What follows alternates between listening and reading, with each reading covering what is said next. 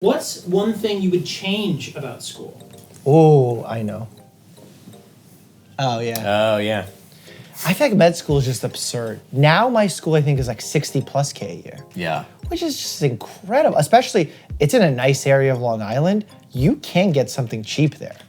And they don't have dorms. So you're getting either something really expensive or something far away. So like with cost of living, just for med school, you could take out 300 plus thousand. I definitely concur Yeah. with respect to law school as well. Because like, where's that money go? I wish it was more transparent because I would like to know. It's not just professor salaries. It can't be. No.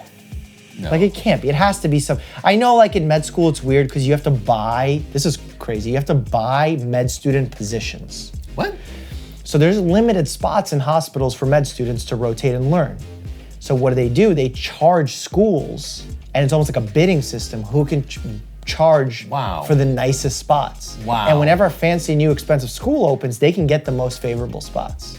No kidding. Kind of messed up, right? Yeah. It should be better than that. I have a lot of friends in Europe who have gone to medical school or law school, and to a person, every single one is absolutely flabbergasted at how much the American schools Isn't it free in most places in Europe? or close to it. Yeah. It's ridiculous that the people there get secondary education almost for free.